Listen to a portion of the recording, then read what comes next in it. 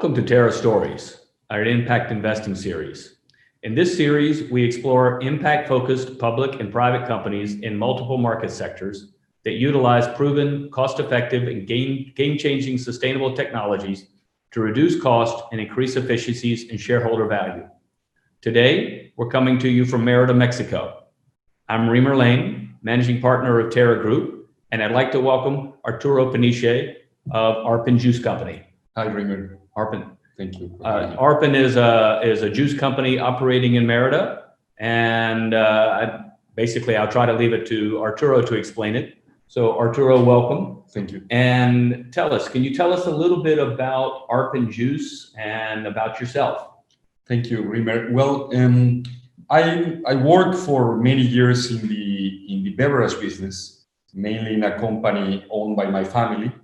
And after we sold the company in 2010, I was looking for new opportunities that could make a social impact. Obviously, I wanted to keep working in agribusiness, in processing, in beverage, but at the same time making an impact in our community. Okay, and so that's why I founded Arpen SPR, and I started working with a co-op of growers in the Mayan region of the Yucatan. They own a factory, a citrus processing factory that is located about 1.5 hours from Merida, around 2.5 hours from Cancun. Okay, and the business was almost broke, mainly because of mismanagement, and they invited me to invest in this business, and that's what I did. And well, it's been 8 years from that time. And tell us, what are some of the things that Arpen produces? Well, this is Arpen owns a traditional citrus processing plant. So what we make, we process lemons, limes, oranges, grapefruit, mandarins, all the range of citrus, and transform it into a concentrate, juice concentrate, NFC juice, essential oils. And we export 90% of what we make, and mainly to the US and Europe, a bit to Israel, a bit to South America. Okay, very interesting. And the structure of Arpen is very interesting because I believe you have the cooperative still has some interest in the factory, in the ownership of Arpen. Yeah, the co-op owns 30% of the business. And they are fully involved in decision making. I obviously have the operation side of the business, but on the board they are represented and take part on the decisions that we take. And all the time we strive to make decision based in two factors. First, it has to be profitable, and then it has to have an impact in the community and in our growers. And how many growers are they? Well, we are talking about 4,000 strong. Okay. Fairly substantial. And what's their average farm size? Well, that's the other part of the other side of the coin. We are talking about small farms that goes between 0.5 hectare to 5 hectare each. Okay. So it's a small size agriculture. We are not talking about plantation type agriculture. Right. And I believe one of the interesting things is, and we've been working with Arturo down here pretty much for the last 7 months, I guess, on some new strategies and approaches to market. But one of the things that you're trying to integrate now or want to work into is an agroforestry model. Can you tell us a little bit about that? Yeah, when I got into the business and I start to work with the farmers, with our farmers, and to try to define what the problems were, where the opportunities were, and what we should do, obviously I saw that they had a model that was diversified. I mean, these small plots of land are not monocultures. They could have mainly one crop, like oranges, but then they have mango, papaya, other local fruits, vegetables, and at first instance, agronomists of the government told me that part of the problem was that they were diversified, that they should specialize and become a monoculture. And it didn't ring well with me.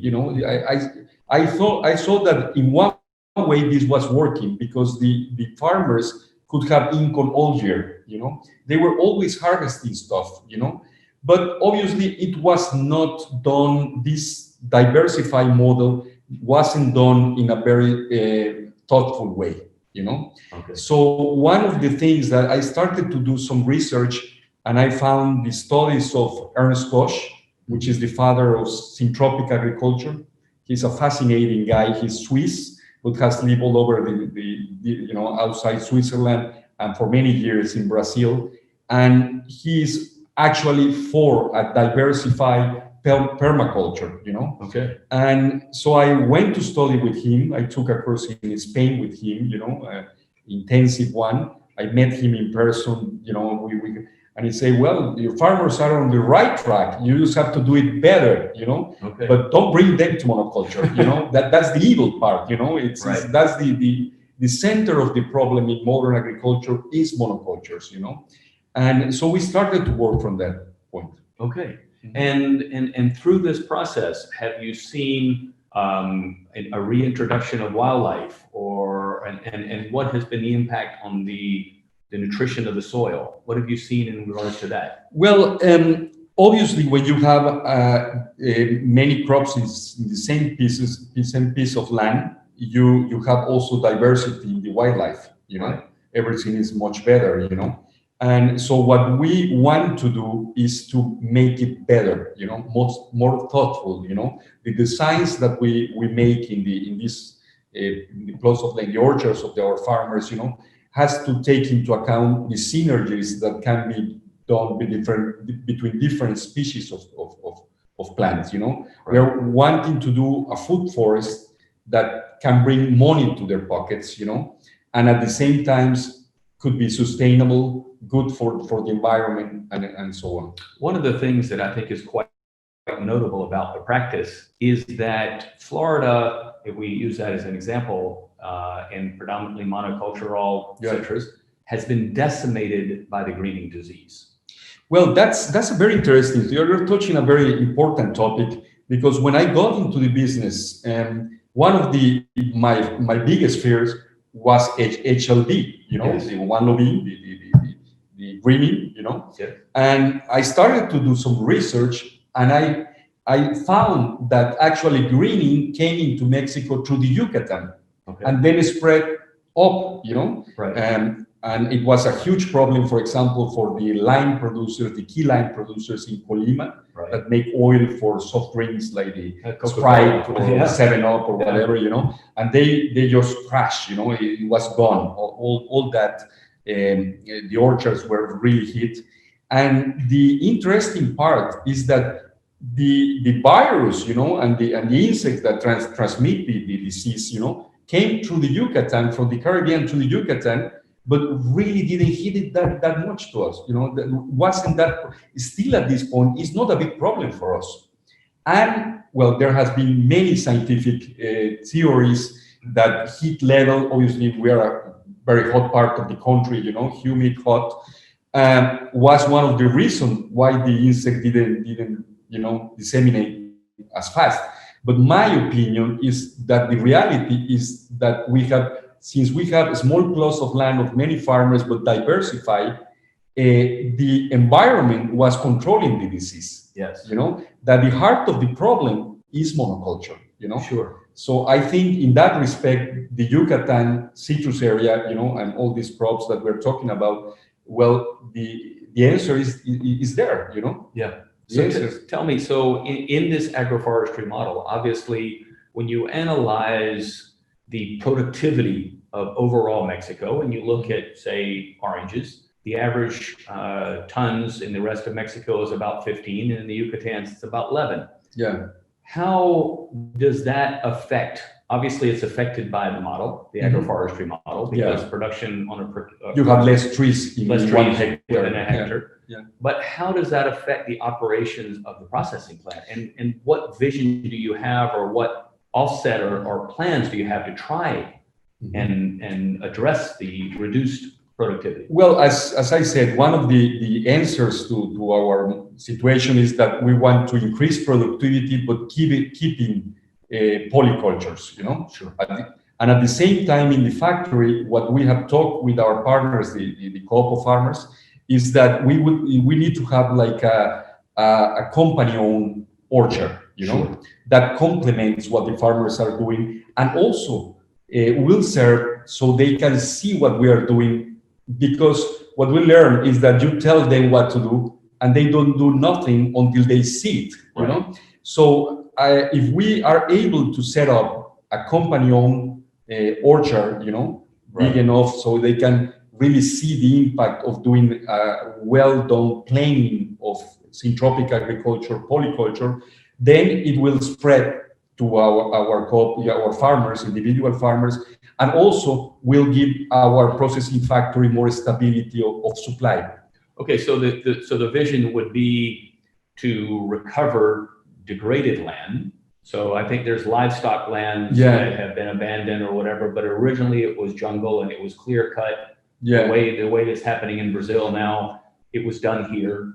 So your idea is to reclaim some of that land and then replant it into an agroforestry model that then could be replicated by the farmers. Exactly. One of the things that the Yucatan has really low prices of land, compared to other agricultural areas of Mexico. So there is an opportunity from the standpoint of pricing of the land, but we have also plenty of water, and there is a lot of cattle ranches, monoculture of grasslands. Right.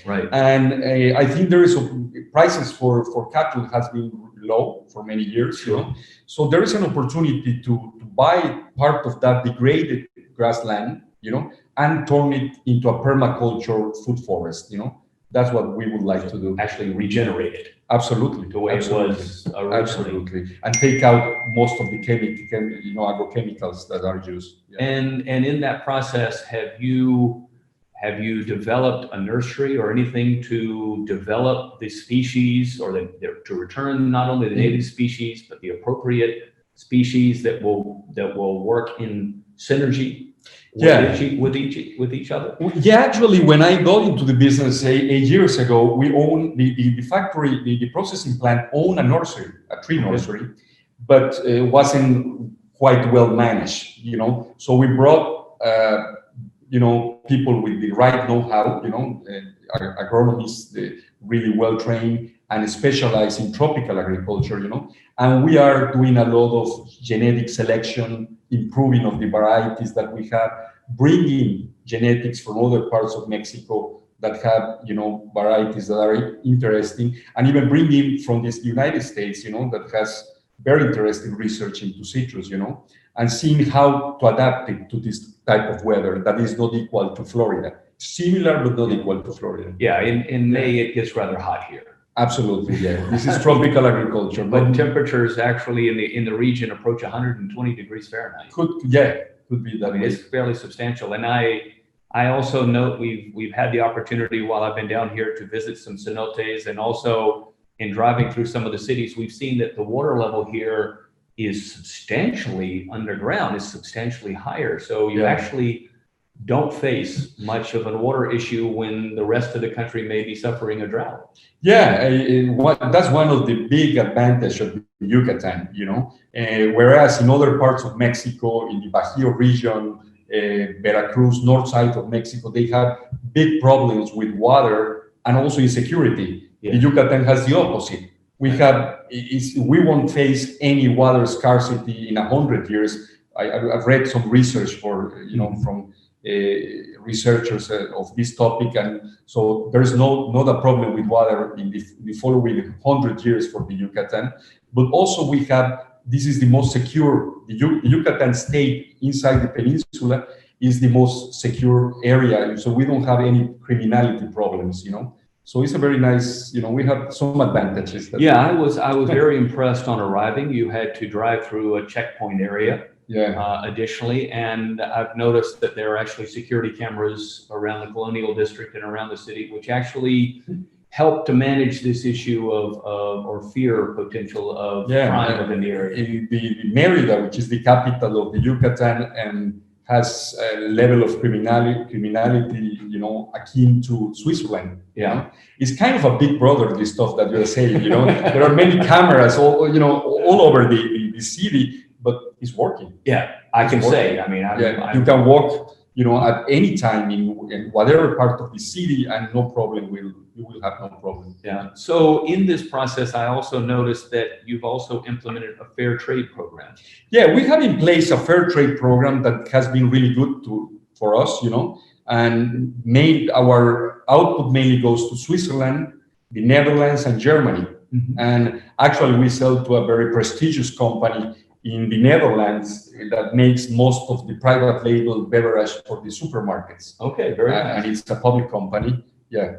But I do think that there's one special company that actually is fairly close to my heart, because I love their products, and I was intrigued to know that they had actually come here and done a photo shoot and are partners to your initiative and supporting the social impact, as well as the agroforestry model. Can you tell us are you allowed to tell us who they are? Well, I think we can talk about it. I normally do not want to, to talk about my clients, but I tell you that most of our clients are really, all, very strong companies. A lot of them are public, But this one, it's in the London Stock Exchange, and it's called Fever Tree. Okay. And the owner is a friend of mine. He's a very nice guy. And so we supply an essential oil from bitter orange. Okay. That goes into their tonic waters. Tell me, so what are some of the initiatives right now that you want to implement that for instance I'm working with you on? What are some of the initiatives that you want to seek potential investment or debt on that would influence how your operations go forward? Well, we mentioned one that was to have, to invest in a company, in a farming operation that directly controlled to us, that will be beyond organics. Right. Okay. Obviously, it will be diversified, organic, obviously, but also into an agroforestry system. Right. So the idea is to have different species, that work together, Okay. and to be able to process most of the output in our factory, and that takes us to the other part of the investment. We think that we need to invest to decommoditize. Sure. Right now we are a supplier of commodities to other factories, and we believe that we can start doing branded products, Okay.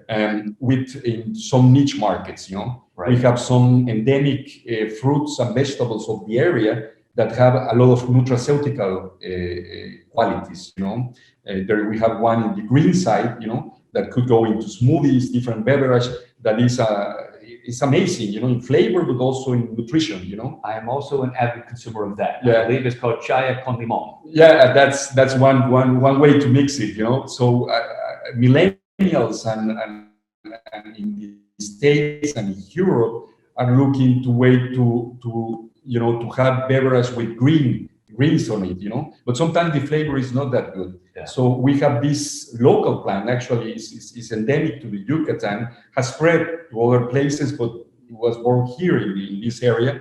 And we have been doing some genetic selection of that species. And the idea is to be able to mix it with juices, so you will have a fruit-vegetable mix, and with high nutrition. Yeah, I've looked at the nutritional status of that. It's astounding. It's better than spinach. Yeah, and better flavor. Better flavor. Yeah. Also, you introduced me to a root yesterday that also has a substantial, and it grows within the plantations as well. Yeah, it grows. Called? Jicama. Jicama. I don't know how to say it in English. The word in I English, think it's but jicama. maybe it's jicama. Yeah. But jicama is part of the design of the agroforestry design. Okay. So as you see, you can have different species in the same piece of land, and turn it into high-valued products. So, I mean, here we have some questions popping up, but I want to point out about the agroforestry model. So, effectively, you have multi-crops happening within the agroforestry model, including chaya, including jicama, including different fruits. You have 12 months of flowering going on. So, Additionally, I understand there's also honey production coming out of there. Oh yeah, the Yucatan is the biggest honey producing region in Mexico. Okay. Most of this honey goes to Germany, Yeah. and it's mixed with lower grade honeys from wheat, corn fields, soybeans fields, because it's high quality, it has more color and more flavor,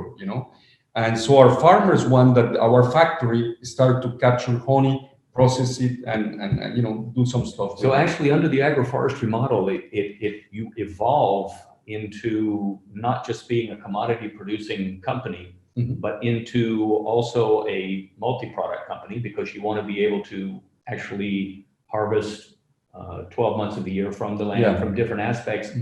And it provides the farmers with 12 months of income. And they're not subject to commodity fluctuations. Correct. So it brings a tremendous amount of stability to the process. Absolutely. It's good for the processing plant, where we are partners with the farmers, but also directly to the farmers, Right. Because we can then take more of their output, process it in value, pay them well, And so I think that's the way to go. I want to mention that we're also working with the ReNature Foundation from the Netherlands, Right. with the idea of getting some grants from some European institution to establish here in the Yucatan an agroforestry center. So we can keep this diversified model that is in place, but do it much better than what we are doing.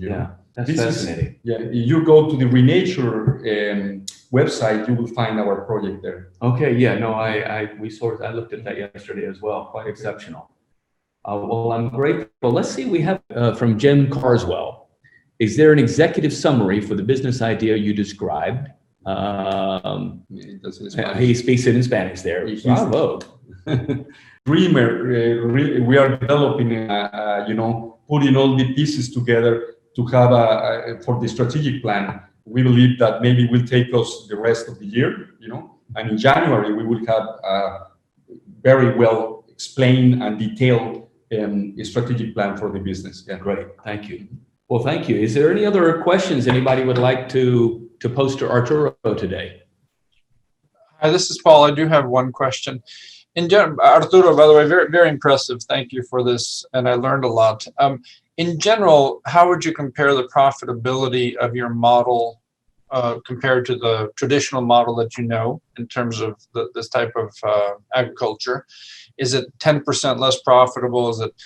And are you able to charge a premium yet? Yeah, well, I believe that a lot of people ask that question, how much, the yields go down, but go down in individual species, if you're obviously doing in a piece of land 1 hectare of orange, you will have more yield, per hectare. Sure. But since you have a diversified model where you not only have oranges, but other species, then if you add up the different outputs that you'll get, maybe 10 different fruits or vegetables in the same piece of land, in the end, I believe that is much more profitable than monocultures. Also, that's impressive. Paul, I'll say this, and working through their financials, they're seeing a continuous growth, and they're due to the fact that a significant portion of theirs is this bitter orange, which is fairly unique to them and to the area, and also to the lime, which is a substantial processing product. In addition to their other products, they haven't been as subject to the volatility in the marketplace as companies that are strategically or just processing orange, which are subject completely to the futures market in pricing. So they've been able to balance their profitability and continue to grow it, and it's been quite impressive how they're growing on the diversified model of different fruits, and with this additional model of adding these products, we think it will kickstart them even further. Super interesting, and obviously you're more sustainable. One final question though: are you able to charge a premium because of the great model that you have, or is that not yet in the market? Yeah, that's a good question. we believe that this diversified model, agroforestry model, goes beyond organic. I think when people buy an organic product, they think that, well, it's better for the environment, and in a way it is. But if you are working within a monoculture, it's not that good, you know. So I think agroforestry techniques like the syntropic agriculture that Ernst Gosch is promoting, that you can actually see it in the internet, if they have great examples, and go really beyond organic. So that way you can charge more. For example, we want to be not only certified organic in Europe, in this, you are working also. It's not only on, but you are doing, and we're going to get that. And we are already into fair trade. That fair trade is not looking at only at sustainability, but how the farmers are paid, Right. So we want to be triple certified, and obviously you get a plus, for your output. For example, with fair trade products, you could get 20 to 30% more income, and if you at the same time you are fair trade, organic, then you can go even higher. And I think one of the key words that has been not used in this conversation, it's used in a different way. Typically, the word is sustainability. What Arpen is pursuing is regenerative sustainability. And I think that speaks much louder. So Georgia Loftus has a question. Does the Mexican government offer any incentives for agroforestry products like this?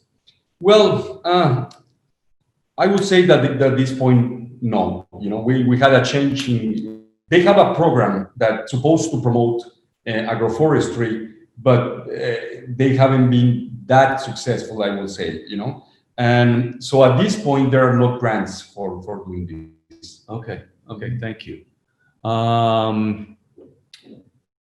Is there anything different processing and extraction processes from Jim Carswell? Well, we are very well aware of the different techniques of processing techniques, and I would say that technology-wise, our citrus processing plant has the right equipment for what is needed in the international market. I said we sell outside Mexico, Sure. So we're well aware of that. But for processing vegetables and tropical fruits, we need different type of equipment, And if we are going to do, for example, in the future, we'll be integrated, in branded products. Maybe I will look at high pressure processing. Sure. Pulse electric processing. Okay. There are technologies that I always go to different fairs yearly to Europe and the States. So I'm up to date in those technologies. Some are not are too expensive, but some are, to the point where you can do it, Right. For example, the obvious benefit of HPP, high pressure processing, or pulse electric, is you take the heating part of the processing, See if we have any more questions here. I think that's about it. Does anybody else have anything they'd like to ask today? Okay. Arturo, thank you very much for your time. It's a pleasure. Thank you, Remer. It's great to be here. I appreciate your hospitality. It's been wonderful working with you. We have a lot more to do. I think that from what I'm seeing from my colleagues at Terra, they really want to play a role in helping you to achieve these goals. So I want to thank everyone for joining us today. You can view more of our series at www.terra.bz/impact, and have a wonderful day from Merida. Thank you.